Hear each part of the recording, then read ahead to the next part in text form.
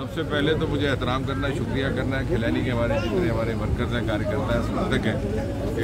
काफ़ी देर इंतजार करना पड़ा। दरअसल हमारा प्रोग्राम कोई आफत में था और वहाँ से मैं किश्तवाड़ जा रहा था, इनको लगा, और इसलिए भी एक ख़ास तसल्ली महसूस होती है कि ये मेरा पुश्तानी ब्लॉक है, यह कुलोता ही हमारा गांव है। और इस तरह से मैं इनसे ही कह रहा था कि आपने इतनी मेज़बानी की है, दरअसल मेज़बानी का हकदार मैं हूँ और आप मेहमान हैं, क्योंकि हमारे यहाँ भारतीय जनता पार्टी वो कल्चर है कि आपका पुश्तैनी ब्लॉक कौन सा है, पेरेंटल ब्लॉक, और मेरा तो स्टेट सब्जेक्ट भी यही का का।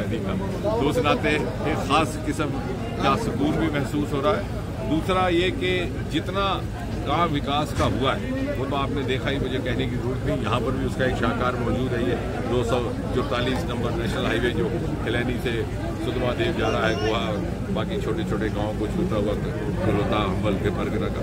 लेकिन साथ ही साथ हमने इन 10 वर्षों में, इन 10 सालों में एक बड़ी बाहोश कोशिश की है कि ये जो तकसीम की सियासत डोडा जिला में होती रही, अर्सवाई डोडा जिला में कांग्रेस की ओर से, उसे खत्म कर दी।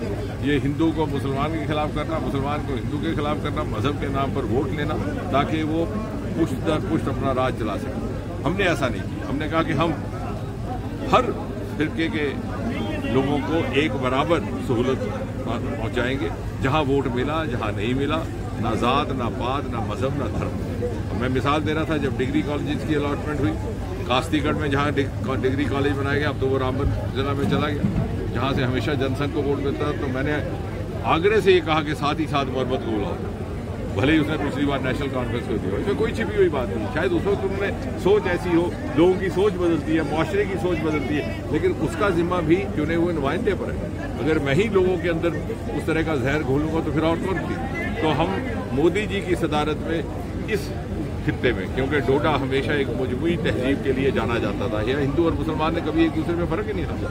ये भी भूल जाते थे आपस में, जब हम सहपाठी होते थे, एक जमात में पढ़ते थे, तो ये भी नहीं ख्याल रहता था कि ये मेरे साथ वाला हिंदू की मुसलमान। मैंने वो वक्त देखा, हमें बड़ा ये खलिश रहती थी, ये कैसा इन्होंने हमारे साथ नाइंसाफ़ी की सिर्फ अपनी राजनीतिक रोटियों के लिए।